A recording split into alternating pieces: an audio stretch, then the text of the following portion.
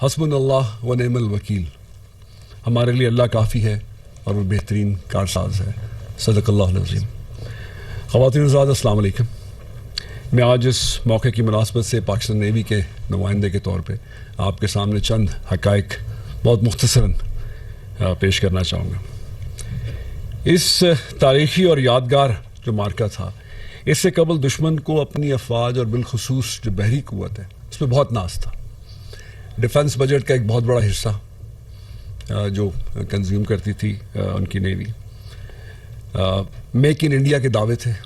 Net security provider آپ نے سنا، جیسے ڈی جی نے بھی کہا، اس کا خود ساختہ لقب انہوں نے اڈاپٹ کیا ہوا تھا.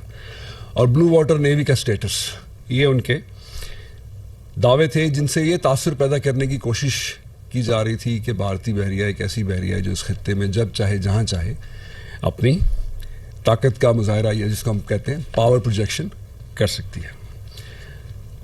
مگر سوال یہ پیدا ہوتا ہے اس مارکے کے بعد کہ ہر طرح سے لیس جو بھارتی بحریہ تھی وہ پاکستان کے خلاف جارحیت کی ہمت کیوں نہ کر سکی.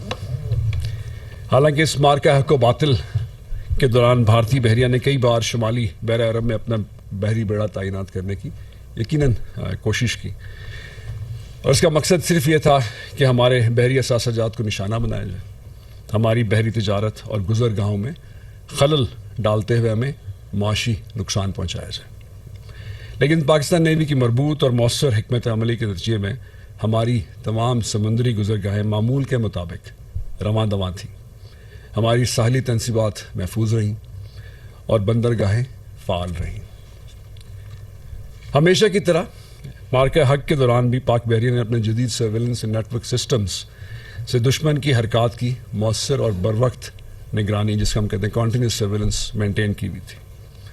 آپ سب نے دیکھا کہ جب بھارتی بحریہ کا ایک P-8I کو لائیو ٹریک کیا گیا، وہ اس کا ثبوت ہے کہ اس وقت تو ہمارے نشانے پہ تھا. نہ صرف یہ بلکہ مارکہ حق کے دوران پاک بحریہ اور پاک فضائیہ بھارتی ایئر کرافٹ کیریئر وکرانت کو غرق کرنے کے لیے بالکل تیار تھی. لیکن بھارتی بحریہ اپنی بحری پناہ گاہوں تک ہی محدود رہی. ان نٹشل پاک بحریہ نے اس مارکے کے دوران اپنے سے کئی گنا بڑھے، ہم سب جانتے ہیں کہ ان کا جو سائز ہے اور نمبرز ہیں وہ کتنے ہیں، کئی گنا بڑے دشمن کو انتہائی پیشہ ورانہ اور مؤثر انداز میں واضح بالکل کلیئر پیغام دے دیا کہ کسی بھی مہم جوئی کا نتیجہ اس کی توقعات اور خواہشات کے عین برعکس ہو سکتا ہے. حاضرین، مارکہ حق کے دوران ہماری مسلح افواج کی بے مثال ہم آہنگی ہماری فتح کی ضامن بنی، اور آپ نے سب کلپس خود مشاہدہ فرمائے.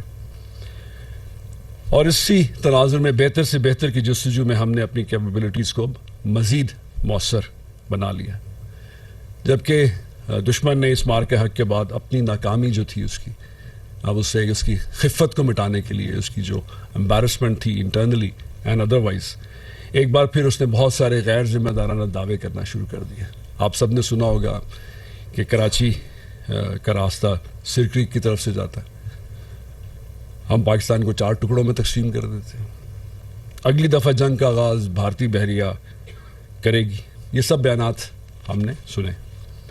لیکن میں یہ باور کرانا چاہتا ہوں کہ زمانہ امن ہو یا جنگ، ہم اپنی خود مختاری، سمندری حدود اور بحری مفادات کا دفاع کرنا بخوبی جانتے ہیں. اور وہ جو نہیں جاننا چاہتے ان کو میں صرف مئی 2025 یاد کرواتا ہوں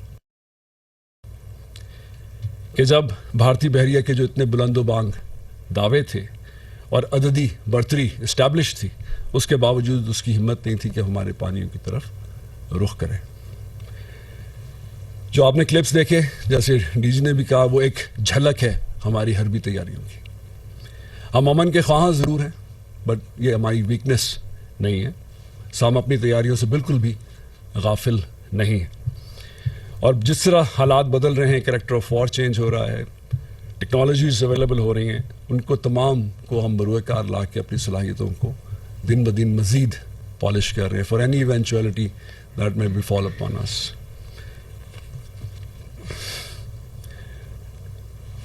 خواتین حضرات، یہ جو پاکستان نیوی کا ایک ذمہ دار بحری قوت ہے، اس کی وجہ یہ کہ ہماری اپنی بہت شاندار خدمات ہیں اس خطے میں، اور یہ بارہا ہم سنتے ہیں کہ ہم بہت عرصے سے کمبائنڈ ملٹری فورسز کو نہ صرف ایسٹس دیتے ہیں بلکہ ہم اس کی بارہا کمانڈ بھی کر چکے ہیں.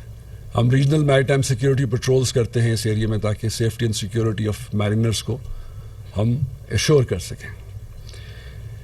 اس کے ساتھ ساتھ ہم نے ایک امن ڈائلاگ جس میں ہم دنیا بھر کے لیڈران کو یہاں بلا کے جو ہمارے کامن سیکیورٹی کے مسائل ہیں ان کو کیسے حل کیا جائے، اس ایکسائز امن ہم بہت عرصے سے کر رہے ہیں.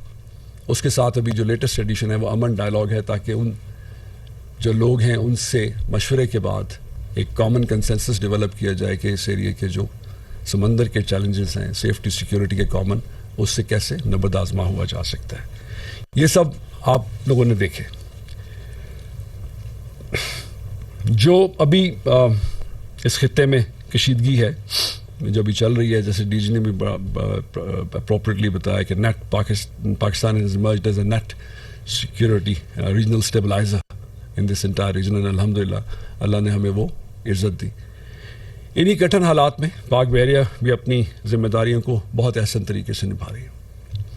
ہمارے بحری اثاثے اس وقت مسلسل سمندر میں موجود ہیں، اور ان کی موجودگی نہ صرف ہمارے اپنے جو سی فیررز ہیں، جو مرچنٹ شپ کے عملہ ہے جو صبح شام سمندر میں ترسیلات کا کام کرتا ہے، نہ صرف ان کے لیے ری ایشورنس ہے بلکہ جو انٹرنیشنل سی فیررز ہیں، so we have been actually providing them also lot of services کہ وہ بھی ہمارے پریزنس کے اوپر کاؤنٹ کر سکتے ہیں اور کر رہے ہیں. پچھلے مہینے آپ نے خبر دیکھی ہوگی کہ گولڈ آٹم نامی ایک جہاز تھا جس پہ آگ لگنے کا واقعہ ہوا تھا عمان کے قریب. اس میں ڈفرینٹ کنٹریز کے کوئی کرو ممبرس تھے. ہمارا قریب ترین جہاز تقریباً 130 میل پہ تھا. جب ہمیں انفارمیشن ملی تو وی امیجیٹلی ڈسپیچڈ آور شپ. اس نے جا کے وہاں پہ نہ صرف اس کی آگ بجھائی بلکہ 18 جو کرو ممبرس تھے ان کو بحفاظت ریسکیو بھی کیا. ہماری اطلاع کے مطابق جہاں یہ انسیڈنٹ ہوا تھا بھارتی بحریہ کا جہاز صرف 30 میل پہ تھا. تو یہ جو خود ساختہ نیٹ سیکیورٹی پرووائڈر اور اب انہوں نے اڈاپٹ کیا ہے نیٹ سیکیورٹی پارٹنر، یہ ہے اس کی اصل حقیقت. چند روز پہلے ایک فنی خرابی کا شکار ہونے والا جہاز ایم وی گوتم آپ نے نیوز میں فالو کیا ہوگا، جس کے اندر سب کرو ممبرز بھارتی تھے. اس کے ریسکیو کے لیے اس کو اسسٹنس پرووائڈ کرنے کے لیے ہم نے پاکستان میری ٹائم شپ کشمیر کو ڈسپیچ کیا، اور اس نے افیکٹولی ٹائم پہ پہنچ کے اس کو جو بھی اسسٹنس چاہیے تھی وہ پرووائڈ کی. اور یہ جیسے میں نے پہلے کہا ایک حقیقت ان کی ہے کشمیر ریسکیوڈ انڈیا. تو ایک حقیقت میں نے آپ کو ان کی بتائی اور ایک ہماری حقیقت آپ کے سامنے مختصراً میں نے بیان کر دی. حضرات، بحر عرب، خلیج عمان اور بحر ہند میں میری ٹائم سیکیورٹی، دہشت گردی کی روک تھام اور منشیات کی اسمگلنگ کے خلاف بھی ہم بہت کلیدی کردار ادا کر رہے ہیں. Just for information of the house کہ 2025 میں صرف جو ہمارا کیش تھا منشیات کا، اس کی نیٹ ورتھ جو ہے 1.3 بلین 1.3 ارب US ڈالر بنتی ہے. 1.3 بلین US ڈالر سے. اب یہ ایسے بیٹھے بیٹھے تو حاصل نہیں ہو جاتا، اس کے پیچھے کچھ سرویلنس ہے، کچھ انٹیلیجنس ہے، کچھ اپنے ایریاز کی صحیح طریقے سے سرویلنس کو مینٹین کر کے وہاں پریزنس مینٹین کرنا ہے، جس کے بغیر یہ کام ہونا مشکل ہے. اب یہ منشیات کی جو جنگ ہے یہ گلوبل لیول پہ آل آر فائٹنگ، ہمارے تو واٹر سے باہر جا رہی ہے. سو وی رائٹلی کلیم کہ we are doing this for the generations to come, not for only our generations but the generations of the entire globe. یہی کسی اور شورز کے اوپر لینڈ کرتی، یو کین جسٹ امیجن کہ یہ کس طرح کے کانسیکوینسز ان لوگوں کے لے کے آتی. آخر میں جسٹ وائنڈ اپ سے میں آپ سب کی وساطت سے دشمن کو صرف ایک پیغام دینا چاہوں گا کہ وہ زمینی حقائق کو مد نظر رکھتے ہوئے اپنے کال و فعل سے ذمہ داری کا ثبوت دے. تاہم اگر وہ ایسا کرنے سے گریزا رہے گا تو پاکستان نیوی کے ہاتھوں ہمیشہ ایسی ہی ہزیمت اٹھانی پڑے گی انشاءاللہ. پاکستان ہمیشہ زندہ باد. Thank you very much.